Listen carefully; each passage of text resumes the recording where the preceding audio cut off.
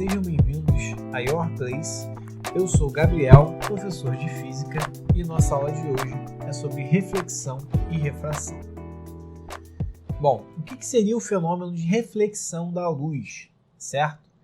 Ele vai ocorrer quando um feixe de luz se propaga em um meio e atinge uma superfície qualquer, como uma parede, um espelho, enfim, né? E retorna ao meio que ele estava se propagando.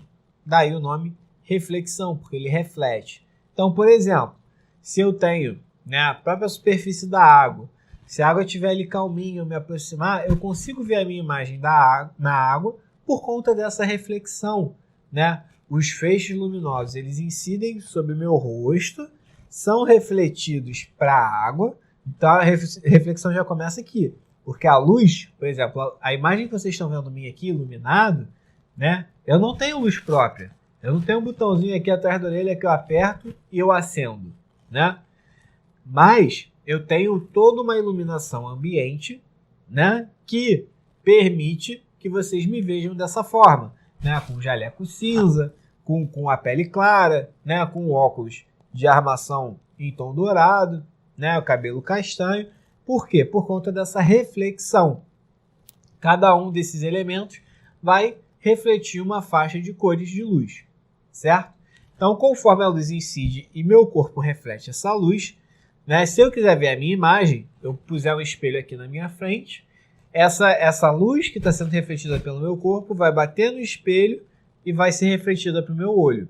E aí eu consigo ver, né? Que é justamente esse fato dessa luz estar atravessando o meio, que é o ar, incidindo sobre a superfície, que seria a superfície do meu corpo, e a partir do momento que ela incide sobre uma superfície, parte dessa luz é refletida, né? Ou seja, como se ela quicasse na superfície, certo?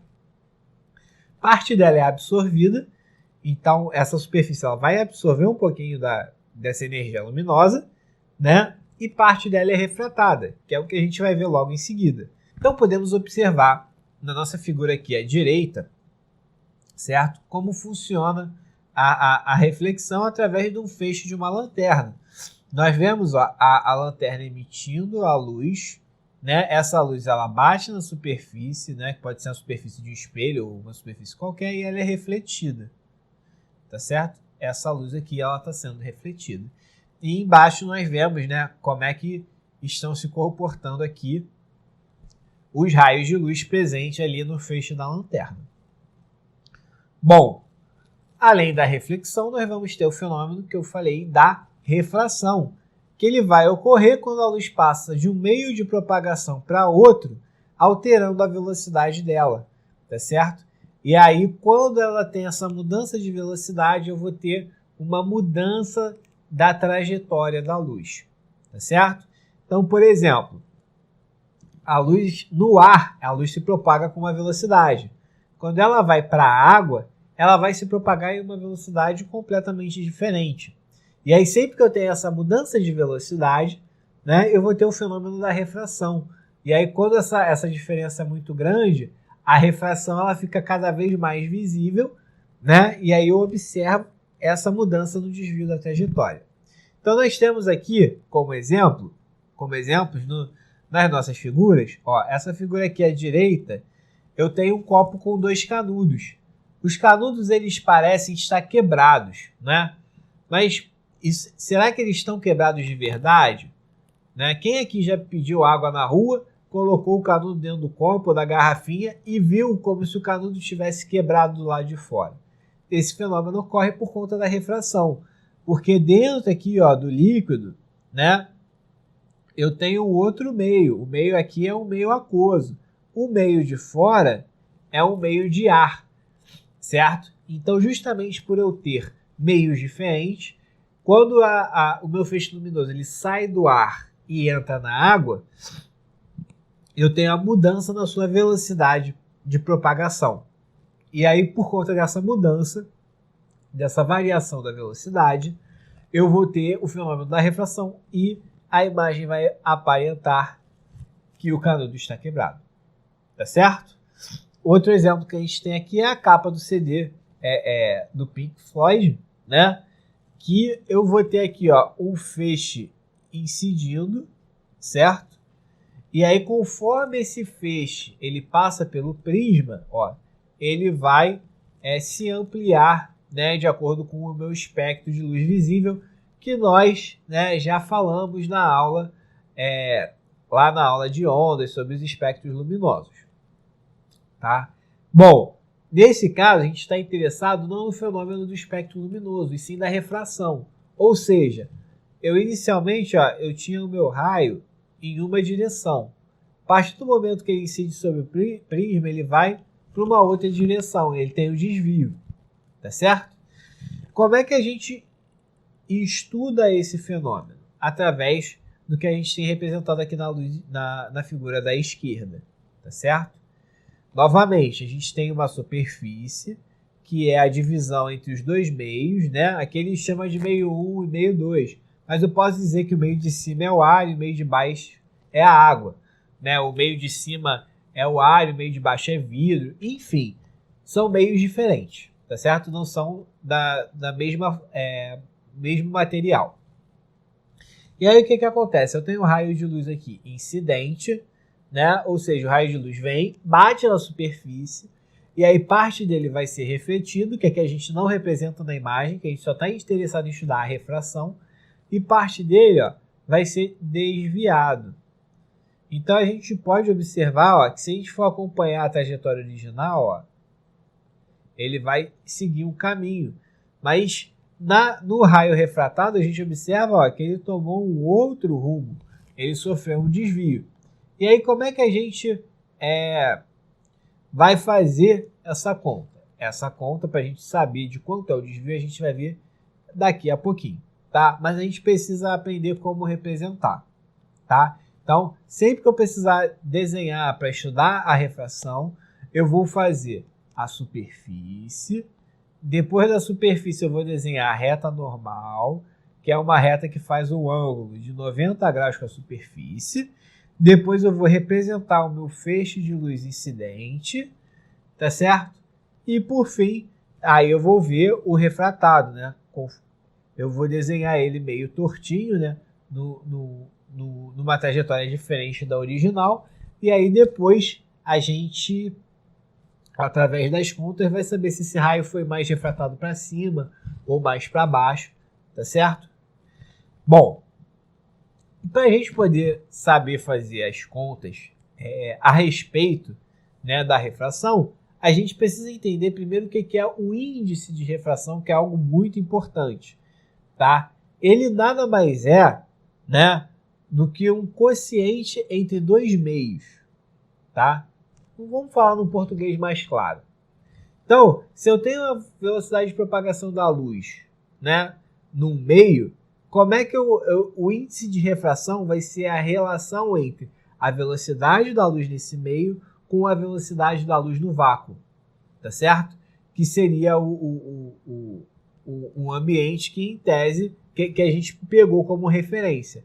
Então, se naquele meio a luz se propaga mais rápido aqui no vácuo, eu vou ter um índice de refração. Se ela se propaga mais lenta do que no vácuo, eu vou ter outro índice de refração, tá certo?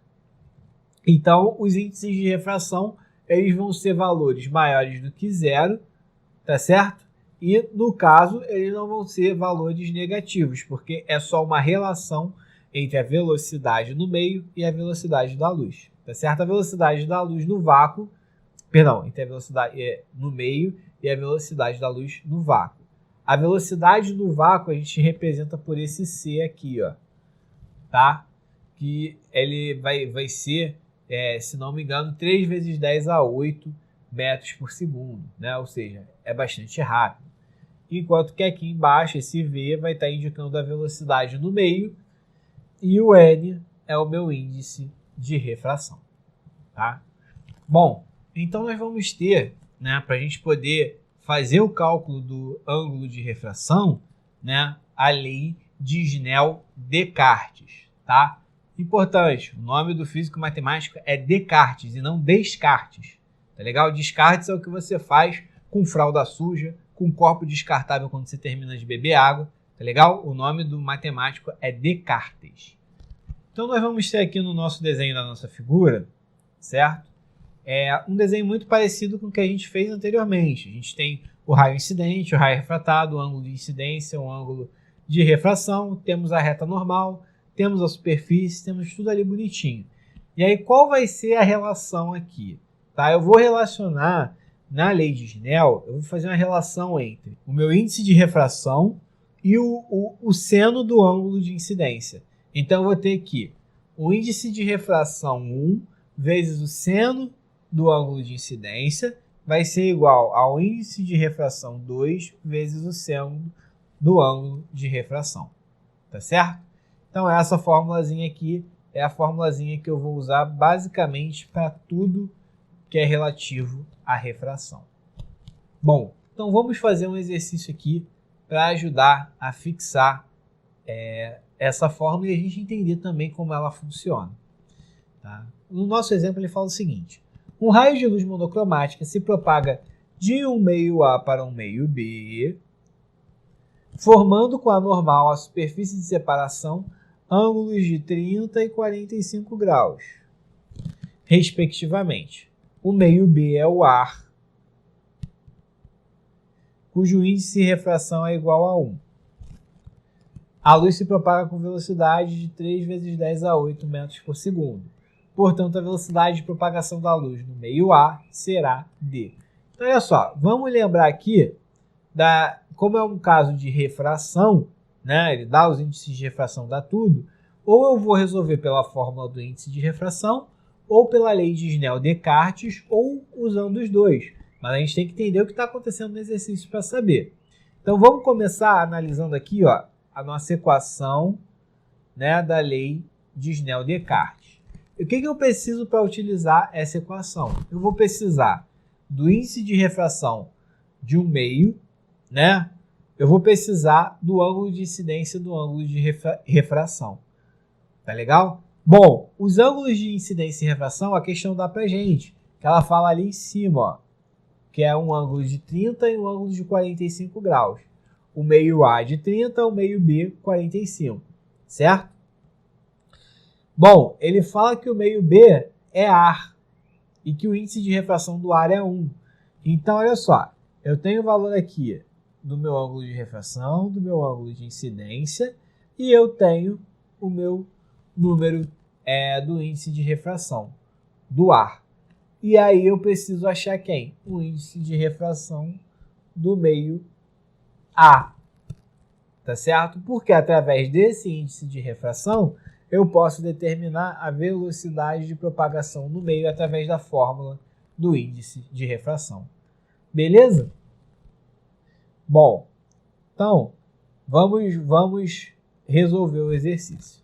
Então, olha só, eu tenho que N1 seno de ângulo de incidência igual a N2 vezes o seno do ângulo refratado. Então, olha só, o N1 é o índice de refração do meio A, que eu não sei quanto vale, certo? O ângulo de incidência vale 30 graus, né? O índice de refração B, o índice de refração 2 seria o do meio B, né? Por que eu estou colocando aqui NA, NB, eu já não substituo o NB por 1? Para eu identificar que o lado esquerdo da equação é com relação ao ângulo de incidência, né? Ao meio A, e o lado direito da equação é relativo ao meio B. Porque se eu misturar os índices de refração com os ângulos, vai dar uma confusão só e no final eu vou ter um resultado errado. Então eu sei que o ângulo de 30 é relacionado ao meio A e o ângulo de 45 é relacionado ao meio B. Então o lado esquerdo é relacionado ao meio A, o lado direito ao meio B. Do lado esquerdo aparece o ângulo de 30 e do direito o ângulo de 45. Pois bem, o índice de refração de A eu não sei quanto vale, é o que eu quero descobrir, certo? O seno de 30, lá no exercício ele dá os dados, ó. Seno de 30 é 1/2, seno de 45 é raiz de 2 sobre 2. Então eu sei que esse seno de 30 ele me dá um valor de 1/2. O índice de refração 2 eu sei que vale 1, né? O índice de refração de B. E o seno de 45 é a raiz de 2 sobre 2. Certo? Bom, para fazer essa conta, ó, eu tenho 1/2 multiplicando NA, né? esse 2 que está dividindo o NA vai passar para o outro lado multiplicando. Eu vou ter 2 multiplicando, 2 dividindo, corta. Então, o resultado final é que o índice de refração de A vale raiz de 2. Certo? Bom, então agora a gente parte para a formulazinha, né, que o índice de refração é a velocidade da luz no vácuo sobre a velocidade no meio. O índice de refração eu já calculei, que vale raiz de 2, certo? A minha velocidade da luz no vácuo, a questão fala que é 3 vezes 10 a 8, e a velocidade do meio A é o que eu quero descobrir. Então, bom, a velocidade do meio A passa para o outro lado multiplicando, a raiz de 2 vem para esse lado aqui dividindo. Então vai ficar VA igual a 3 vezes 10 a 8 dividido por raiz de 2, certo? O que acontece? Na matemática, eu não posso deixar, né, uma raiz quadrada no denominador. Como é que eu faço para sumir com essa raiz quadrada? Eu tenho que multiplicar e dividir por raiz de 2. Porque aí como é que vai ficar isso aqui? Ó? 3 vezes 10 a 8 vezes raiz de 2 dá 3 raiz de 2 vezes 10 a 8, certo? Enquanto que raiz de 2 vezes raiz de 2 vai ser raiz de 2 ao quadrado. A raiz de um número quadrado é ele mesmo. Então isso aqui vai dar 2. Então a minha resposta final seria o quê? 3 raiz de 2 vezes 10 a 8 dividido por 2 dá 1,5 raiz de 2. Então a minha velocidade em A, ó, é 1,5 raiz de 2 vezes 10 elevado a 8. Resposta correta, letra D de dado. Bom, com isso nós finalizamos a nossa aula de hoje. Eu espero que vocês tenham gostado e desejo a todos vocês bons estudos.